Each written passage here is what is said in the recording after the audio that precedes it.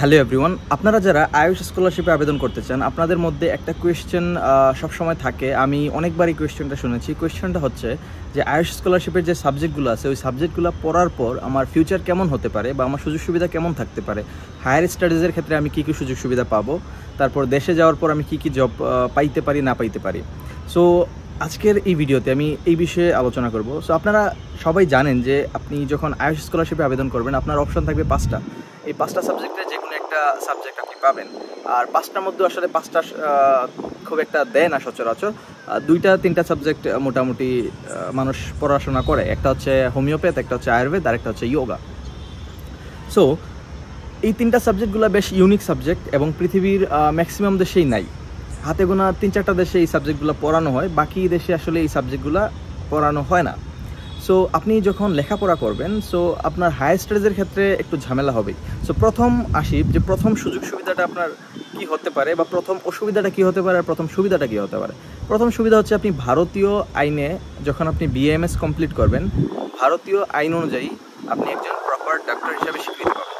শুধু বিএএমএস না, BUMS, BHMS, BSMS বা বিএএমএস, চারটা যে কোনো একটা কমপ্লিট করলেই আপনি একজন ডক্টর হিসেবে স্বীকৃতি পাবেন ভারতীয় আইন অনুযায়ী।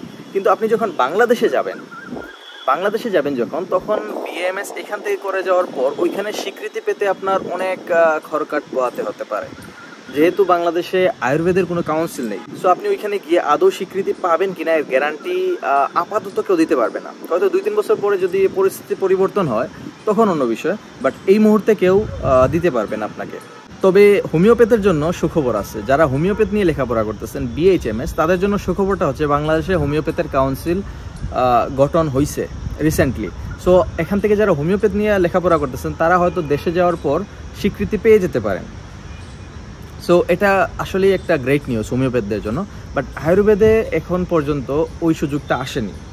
সো আপনি যখন লেখাপড়া করবেন আয়ুর্বেদ নিয়ে, আপনি ভারতে একজন ডক্টর হিসেবে স্বীকৃতি পেয়ে যাবেন, কিন্তু বাংলাদেশে গিয়ে স্বীকৃতি পাবেন কিনা তা এখন পর্যন্ত বলা যাচ্ছে না। আর বাংলাদেশে যাওয়ার পর আপনি কোনো সরকারি চাকরি করার সম্ভাবনা অলমোস্ট নেই, কেননা সরকারি চাকরি করতে গেলে আপনাকে একজন স্বীকৃত ডক্টর হতে হবে। আর যেহেতু আপনি স্বীকৃতি পাবেন না বা স্বীকৃতি পেতে আপনাকে ডিলে হতে পারে, সো আপনি সরকারি চাকরি করতে পারবেন না। প্রাইভেটে হয়তো জব করতে পারবেন, এর গ্যারান্টি আসলে দেওয়া সম্ভব না, কিন্তু আপনি সরকারি চাকরিতে আবেদন করতে পারবেন না।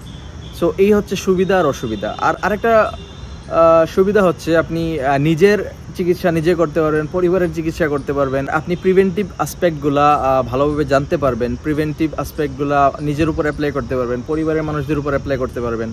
সো এদিক দিয়ে আপনি সুযোগ সুবিধা পাবেন। আর আপনার যদি নেটওয়ার্ক ভালো থাকে তাহলে আপনি দেশে গিয়ে হয়তো নিজে বিজনেস করতে পারবেন, মেডিসিনাল প্লান্টস যেগুলো আছে ওইগুলো নিয়ে রিসার্চ করতে পারেন, দেশে গিয়ে ওইগুলো রিলেটেড বিজনেস করতে পারবেন। এটা আরেকটা সুযোগ সুবিধা। সো এইগুলো আপনার প্রাথমিক পর্যায়ে সুযোগ সুবিধা কী কী হতে পারে। এখন আসি higher studies related. Higher studies related সবচেয়ে বড় সুবিধাটা হচ্ছে কি, এই সাবজেক্টগুলো রিলেটেড ডিরেক্টলি রিলেটেড সাবজেক্ট আসলে পৃথিবীর বেশিরভাগ দেশেই নাই, হাতে গোনা 4-5টা দেশ ছাড়া। কিন্তু আপনি যখন বিএমএস করেন বিএইচএমএস করেন ভারত থেকে, তখন ভারতে আপনার এমডি করার সুযোগ সুবিধা বেশ ভালো হবে। আপনি বিএমএস বা বিএইচএমএস করার পর ভারতে এমডির জন্য আবেদন করতে পারবেন এবং আপনার চান্স অনেক বেশি থাকবে। আর এখানে আপনার অ্যাডমিট হওয়ার সুযোগ অনেক বেশি থাকবে। সো এটা একটা ফায়দা। আর আপনি চাইলে শ্রীলঙ্কা, নেপাল বা অন্যান্য দেশেও এমডি করতে পারবেন। কিন্তু বাংলাদেশ থেকে যারা বিএমএস করতেছে তারা আসলে আপাতত ভারতে সুযোগ সুবিধা পাচ্ছে না এমডি করার জন্য।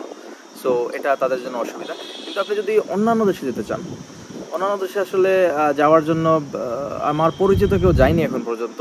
সো আমি এক্স্যাক্ট আইডিয়াটা আপনাকে দিতে পারবো না, কিন্তু যেহেতু এটা একটা স্বীকৃত কোর্স ভারতে, so there is a chance কি আপনি ওইখানে আবেদন করবেন, আপনি গ্রান্টেড হবেন, একটা সুযোগ সুবিধা থাকে এখানে। যদিও হয়তো কেউ আবেদনই করেনি বা আমি জানি না, আর হয়তো কেউ গেলেও আমি এই সম্পর্কে আমার আইডিয়া নেই। সো এটা হয়তো আমি মাস্টার্সে যদি আমি কখনো আবেদন করি তখন আমি আরেকটা ভিডিও বানাবো যে হয়তো এই রিলেটেড কোনো নতুন ইনফরমেশন যদি আমার কাছে আসে। এই হচ্ছে হায়ার স্টাডিজ রিলেটেড আপডেট। হ্যাঁ, আরেকটা ভালো অপশন আছে। ভালো অপশনটা হচ্ছে আপনি যখন এখান থেকে বিএমএস করবেন বা এখান থেকে কোনো একটা আয়ুষের সাবজেক্ট নিয়ে পড়বেন, তখন আপনি ভারতে পাবলিক হেলথ, এরপরে নিউট্রিশন, এরপরে ফুড সায়েন্স বা এই রিলেটেড সাবজেক্টে আবেদন করতে পারবেন। সো আপনি ভারতে মাস্টার্স করে এই মাস্টার্সের সার্টিফিকেট দিয়ে আপনি আবার পিএইচডির জন্য আবেদন করতে পারবেন, আপনি চাইলে আবার ডাবল মাস্টার্সের জন্য আবেদন করতে পারবেন। সো আপনার উচ্চশিক্ষার পথটা একদম বন্ধ হয়ে যাবে তা না, একটু লম্বা হয়ে যাবে। So there is a way but the long way. এই হচ্ছে উচ্চশিক্ষা রিলেটেড আপডেট। আর এখন আসি আপনি পড়ালেখা করে কি ধরনের অসুবিধা পোহাতে পারেন আর কি ধরনের সুবিধা পাইতে পারেন এখানে। আপনি যখন পড়ালেখা করতে আসবেন এখানে, প্রথম অসুবিধাটা হচ্ছে আপনি প্রথমত সংস্কৃত নিয়ে বেশ লম্বা একটা সময় কাটাতে হবে আপনাকে, কেননা এখানের ম্যাক্সিমাম ক্লাসিক্সগুলো আয়ুর্বেদের ক্ষেত্রে ম্যাক্সিমাম ক্লাসিক্সগুলো সংস্কৃতে, আবার ইউনানির অনেকগুলো ক্লাসিক্স হচ্ছে অ্যারাবিকে, সো আপনাকে অ্যারাবিকটাও শিখতে হবে। সো এই হচ্ছে একটু অসুবিধা। সো এগুলো আপনার নতুন একটা ভাষা আয়ত্ত করতে হবে। এরপরে এনভায়রনমেন্টাল ফ্যাক্টর আছে, এগুলো হচ্ছে অসুবিধা। বাট আপনি যখন পড়বেন, আপনি যখন কোনো একটা সাবজেক্টের ভিতরে যাবেন, তখন আপনি ইন্টারেস্ট পাওয়া শুরু করবেন।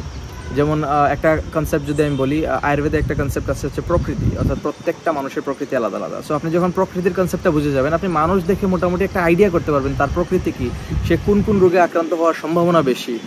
সো এটা খুবই মজার একটা কনসেপ্ট। সো এরকম আপনি অনেকগুলো কনসেপ্ট পাবেন। সো পড়াশোনা করে তুলনামূলক মজা পাবেন যে কোনো সাবজেক্টে, প্রত্যেকটা সাবজেক্টে আপনি পড়াশোনা করে মজা পাবেন যদি আপনি ওই সাবজেক্টের গভীরে প্রবেশ করতে চান। আমি এই নিউজগুলো আপনাদের এই কারণে দিচ্ছি যে আপনি চাই না আপনারা আসার পর এখানে প্রথম বছরে কোনো আনএক্সপেক্টেড আপডেট পাইলেন, তারপর একদম স্ট্রেসে কাটাই দিলেন 1-2 বছর, আপনার রেজাল্টের ডাউনফল হয়ে গেল। সো আমি এইগুলো চাই না। আপনি যদি আসেন প্রথমেই মন স্থির করে তারপর আসবেন, কারণ আমি এই ফেজগুলো পার করে আসছি। ফার্স্ট এবং সেকেন্ড ইয়ার আমারও খুব প্যারায় কাটছে, খুব টেনশনে ছিলাম যে কি হবে ইন ফিউচার, কী করব না করব। সো আপনারা অ্যাটলিস্ট এই পেইনটা যাতে না নেন, এই জন্য আমি এই ভিডিওটা বানাইছি। আর যারাই আসেন পজিটিভ মেন্টালিটি নিয়ে আসবেন, পড়াশোনা করবেন, তারপর পড়াশোনা করার পর ফাইনালি দেখা যাবে যে কি হয় না হয়। All the best. আর আয়ুষ স্কলারশিপের আবেদন চলবে 15 তারিখ পর্যন্ত, জুনের 15 তারিখ পর্যন্ত। সো যারা যারা আবেদন করতে চান আবেদন করে ফেলুন, ডিলে করার প্রয়োজন নেই। আর আইসিসিআর স্কলারশিপের জন্য যে যে ডকুমেন্টস প্রয়োজন, এক্স্যাক্টলি ওই ডকুমেন্টসগুলোই প্রয়োজন আয়ুষ স্কলারশিপের জন্য আবেদন করতে। সো ডকুমেন্টস রেডি করেন, আবেদন করুন। আর আমি রিলেটেড একটা ভিডিও অলরেডি দিছি আইসিসিআর স্কলারশিপের জন্য কী কী ডকুমেন্ট প্রয়োজন, আমি ওইটার লিঙ্ক ডিসক্রিপশনে দিয়ে দেবো, আপনারা ওইখান থেকে ওইটা চেক করে নিতে পারেন।